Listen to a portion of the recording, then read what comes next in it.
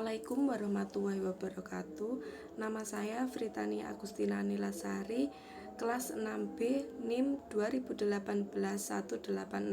2018-186202B0039. Di sini saya akan menyampaikan hasil resum saya dengan mata kuliah Bimbingan dan Konseling Anak Berkebutuhan Khusus. 2.1 Problema perilaku dan reinforcement. Problema perilaku. Perilaku adalah apa yang dikatakan dan dilakukan oleh seseorang, kemudian memiliki satu atau lebih dimensi. Perilaku dapat diamati, dapat dideskripsikan, dan dapat direkam. Perilaku dapat berdampak pada lingkungan. Perilaku juga dapat terbuka dan tertutup. Perilaku terbuka bisa disebut juga dengan overt, misalnya berjalan, berlari, menangis, dan lain sebagainya. Perilaku tertutup bisa disebut juga dengan covert, contohnya berpikir, marah. Kesimpulannya yaitu masalah problema perilaku anak berkebutuhan khusus itu adalah perilaku yang bisa terbuka dan perilaku yang bisa tertutup. Kemudian perilaku tersebut adalah perilaku yang berkelebihan juga perilaku kekurangan. Adapun 10 problema perilaku anak berkebutuhan khusus, yaitu yang pertama, anak dengan gangguan emosi dan sosial. Perilaku yang nampak pada anak dengan gangguan emosi yaitu biasanya anak suka sekali memukul teman atau guru, perilaku menyerang, marah, menentang, dan memiliki sifat yang tidak dapat dipercaya atau bohong. Yang kedua, tingkah laku agresif atau biasanya lebih pada tindakan yang merusak. Gangguan tingkah laku agresif biasanya anak bergabung dengan anak-anak yang berperilaku kejahatan, misal mencuri, merampok secara berkelompok, dan biasanya mengajak teman-temannya untuk membolos sekolah atau lari dari rumah. Yang ketiga, kepribadian. Perilaku anak yang memiliki masalah kepribadian ini biasanya merasa cemas, takut secara berlebihan, atau fobia.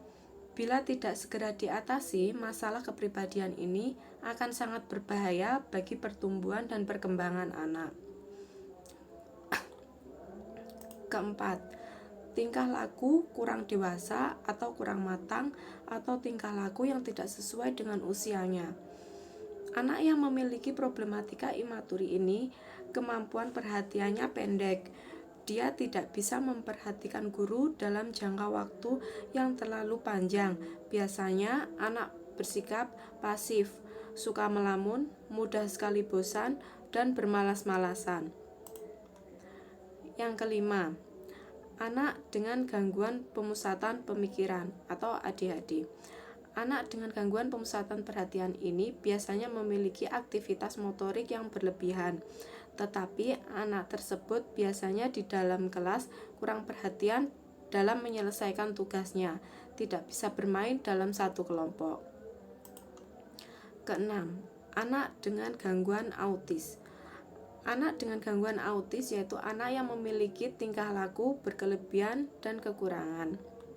Ketujuh, anak yang bertingkah laku kelebihan dan kekurangan. Tingkah laku berkelebihan yaitu misalnya anak autis yang suka berputar-putar, tantrum, menggigit, menyakiti diri sendiri dan orang lain.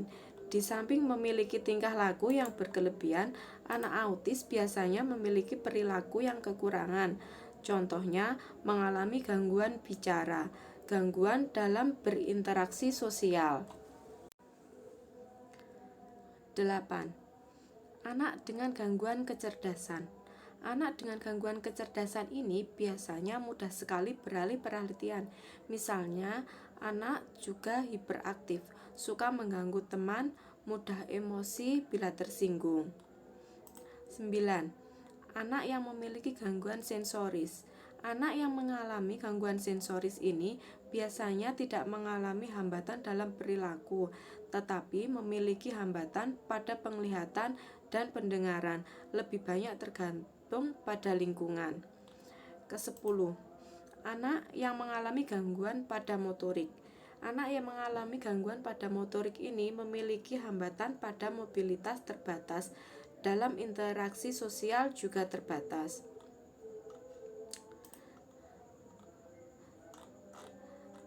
Satu aspek untuk mengukur modifikasi perilaku adalah mengukur target perilaku yang akan dirubah, atau bisa disebut dengan asesmen perilaku. Tujuan asesmen perilaku itu sendiri yang pertama yaitu untuk mengukur perilaku sebelum penanganan dan setelah kita intervensi itu seperti apa. Jadi, kita harus mengukur sebelum dan sesudah penanganan. Yang kedua yaitu bertujuan untuk menyediakan informasi penting yang dapat membantu kita untuk memilih penanganan yang terbaik. Selanjutnya yaitu untuk mengukur target perilaku sebelum dan sesudah penanganan. Apakah intervensi yang kita lakukan dapat berdampak pada anak tersebut. Asesmen terbagi menjadi dua bagian, yaitu asesmen langsung dan asesmen tidak langsung. Asesmen langsung ini lebih akurat dari asesmen tidak langsung karena kita akan terlatih untuk mengamati perilaku target dan bisa mengamati perilaku secara konsisten setiap kejadian. Sedangkan asesmen yang tidak langsung ini, informasi pada target perilaku ini tergantung pada orang lain yang kita jadikan informan, karena terkadang informasi yang diberikan kurang akurat. Definisi target perilaku. Langkah dalam pengembangan rencana perekaman perilaku yaitu perilaku yang berkelebihan maupun kekurangan. Reinforcement. Reinforcement adalah prinsip dasar yang sistematis, di mana satu perilaku diperkuat oleh konsekuensi langsung yang dapat dipercaya mengikuti satu kejadian ketika perilaku itu diperkuat akan dilakukan lagi di masa datang. Reinforcement ini adalah proses ilmiah yang nantinya akan mempengaruhi perilaku manusia juga perilaku anak berkebutuhan khusus.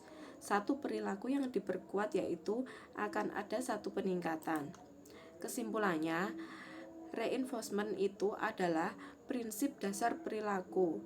Reinforcement itu terjadi pada satu perilaku yang diikuti oleh satu konsekuensi. Reinforcement itu merupakan suatu prinsip dasar perilaku yang terjadi ketika kejadian dari satu perilaku diikuti oleh satu konsekuensi sebagai penguatan dari perilaku yang akan dilakukan di masa yang akan datang. Sebuah proses yang berlangsung penuh tanggung jawab untuk kejadian perilaku operan.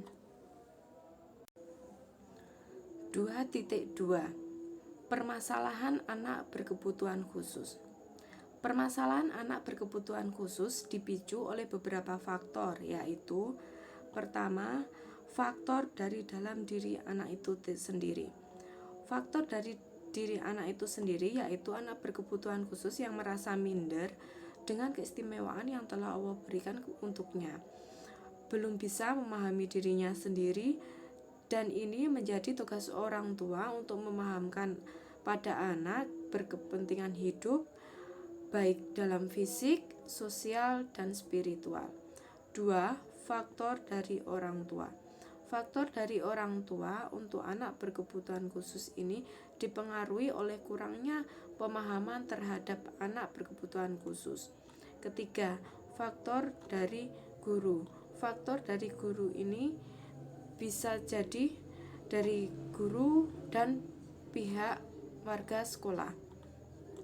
Pada sebuah peraturan Undang-Undang Nomor 20 Tahun 2003 Pasal 5 yaitu setiap warga negara mempunyai hak yang sama untuk mengenyam pendidikan termasuk warga negara yang memiliki kelainan fisik, emosional, intelektual, mental, dan atau sosial. Dan hal ini harus dipahami oleh semua guru dan warga sekolah. Pada tahun 2001, pemerintah telah melakukan uji coba perintisan sekolah inklusi di daerah Yogyakarta dan daerah Ibu Kota Jakarta. Pada tahun 2004, pemerintah Indonesia melalui deklarasi mengumumkan secara resmi program pendidikan sekolah inklusi. Dan pada kenyataannya masih terdapat kendala manajemen di sekolah belum optimal yang berdampak pada anak berkebutuhan khusus. Dari segi pengajar atau guru yang belum memiliki kapabilitas dalam mengajar anak berkebutuhan khusus, yang memiliki karakter yang memahami karakteristik anak berkebutuhan khusus, dan belum menguasai metode-metode untuk menangani anak berkebutuhan khusus, lalu kurangnya guru pendamping kelas. Di samping itu, masih adanya anak berkebutuhan khusus yang mengalami intimidasi. Maksudnya yaitu masih adanya anak berkebutuhan khusus yang sering dibully oleh temannya, guru, masyarakat karena kurang memahami anak berkebutuhan khusus tersebut. Kurangnya pengertian dari guru atau wali murid terhadap kebutuhan anak berkebutuhan khusus tersebut. 2.3a Konsep bimbingan konseling, pengertian konseling, dan tujuan konseling, serta prinsip-prinsip bimbingan konseling. Pengertian konseling. Pengertian konseling itu sendiri yaitu bimbingan konseling yang merupakan ahli bahasa dari bahasa Inggris yang bernama guidance counseling. Secara etimologi, konseling berasal dari bahasa Latin yaitu konseling yang artinya menerima atau memahami. Kata konseling berasal dari kata perembukan, pembicaraan.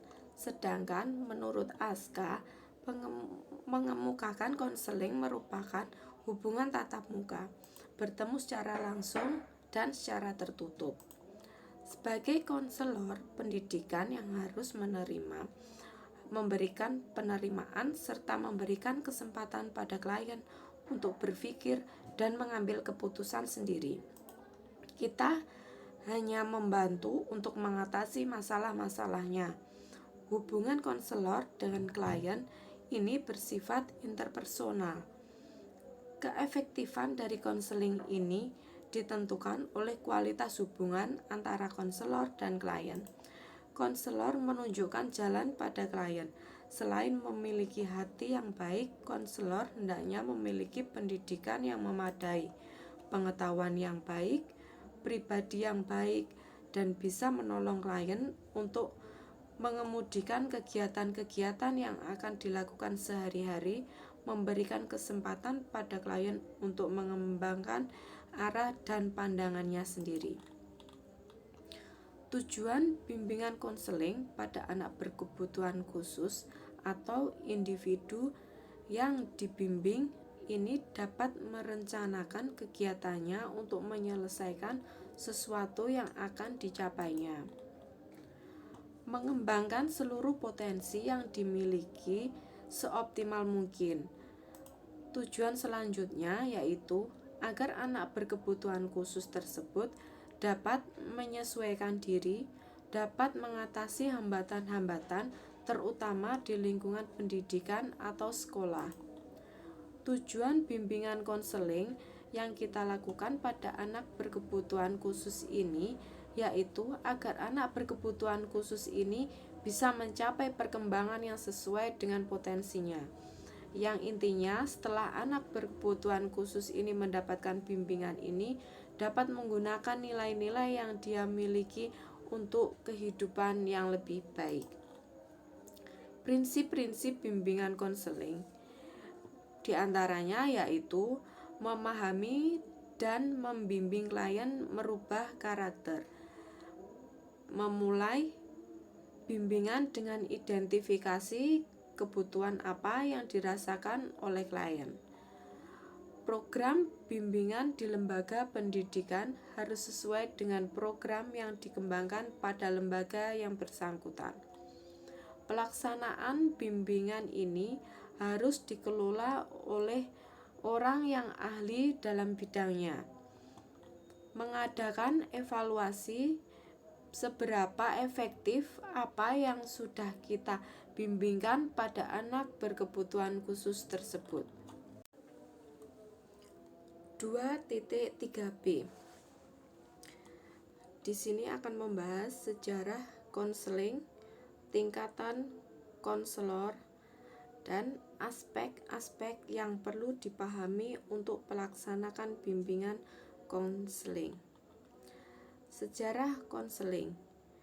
Sejarah konseling yaitu konseling di Indonesia didorong oleh beberapa hal, yaitu meyakini bahwa setiap individu ada masa-masa kritis, masa-masa sulit, ada masa biasa saja, ada masa tinggi.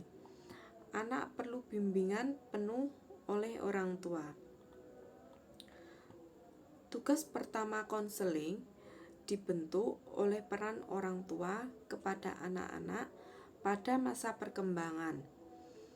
Kondisi luar, yakni di era globalisasi yang ditandai dengan percepatan teknologi yang sangat luar biasa. Dampaknya bisa positif ataupun negatif. Contohnya, anak-anak balita saja sekarang sudah mengenal HP dan dapat mengoperasikannya. Inilah terbentuknya sejarah konseling. Dampak tidak baik yaitu banyak anak berkebutuhan khusus yang mengalami pelecehan seksual karena banyak melihat video-video yang tidak senonoh. Kita harus mampu beradaptasi dengan semua perubahan ini. Bila dilihat dari eksistensinya, konseling merupakan sebuah bantuan profesional yang sejajar, misalnya psikoterapi, penyuluhan sosial, dan kedokteran. Konseling pada dasarnya hubungan yang saling bantu dan tujuannya perubahan yang lebih baik. Bantuan yang diberikan psikoterapi tujuannya adalah agar individu atau klien yang mengalami gangguan kejiwaan seperti depresi, putus asa, tidak percaya diri, dan kita harus memberikan bantuan. Dalam konseling, individu atau klien dibantu untuk bisa merubah pemahaman akan dirinya dan lingkungannya. Tugas-tugas sebagai konselor di pendidikan, contohnya di sekolah, harus membimbing anak berkebutuhan khusus. Jika dilihat dari kedudukannya, dari keseluruhan bimbingan konseling ini merupakan satu bagian yang integral dan tidak bisa dipisahkan. Intinya, konseling adalah sebuah alat dari sebuah sistem, dari sebuah bimbingan. Sistem adalah satu kesatuan yang tidak bisa dipisahkan. Konseling adalah sebagai profesi bantuan yang terdiri dari kumpulan profesional. Strata atau tingkatan konselor, yaitu non-profesional, para profesional, dan profesional. 1. Non-profesional yaitu bantuan yang diberikan kapan saja, di mana saja, yang memungkinkan dua orang ini untuk memberikan bantuan. Contohnya seperti konselor pendidikan, konseling dalam setting agama, guru spiritual, dan di industri. 2. Praprofesional yaitu pemberian bantuan yang telah menerima latihan yang diarahkan pada masalah khusus konseling. Contohnya yaitu asisten psikiatri, teknisi kesehatan mental, tenaga sukarela, dan telepon pusat kritis. 3. Profesional pekerja sosial memadukan master S2 psikologi kedokterannya dengan psikoterapi dengan praktik fisioterapi, konselor master atau doktornya dengan pengalaman praktek. Hubungan klien dan konselor harus bermanfaat dengan ditandai oleh adanya perubahan yang merupakan tujuan dari helping relationship dapat berjalan efektif dan interaksi yang nantinya akan menghasilkan data-data guna mencapai tujuan. Aspek-aspek yang perlu dipahami untuk pelaksanaan bimbingan konseling, yaitu pada pembahasan yang terakhir yaitu tentang aspek-aspek yang perlu dipahami dalam pelaksanaan bimbingan konseling. Aspek ini bisa membantu perubahan pada klien. Misal, pada anak berkebutuhan khusus yang mulanya kurang semangat menjadi semakin semangat. Aspek tatap muka harus bertemu langsung, itu sangatlah penting. Wawancara langsung dengan klien untuk membantu permasalahannya. Dengan tatap muka ini, kita bisa secara langsung memberikan tanggapan-tanggapan yang positif. Dari penjabaran di atas dapat disimpulkan pengertian konseling adalah harus menjawab semua tantangan di era globalisasi dan pembangunan ini. Karena tantangan di zaman sekarang semakin berat bila dibandingkan dengan zaman yang dahulu. Konselor pendidikan harus benar-benar terlatih, berpengalaman, memberikan bimbingan pada klien atau anak berkebutuhan khusus agar dapat berkembang optimal sesuai dengan potensinya dan dapat menyesuaikan diri menghadapi masalah-masalah di kehidupannya nanti dan dapat merubah lebih baik sesuai dengan apa yang diinginkan.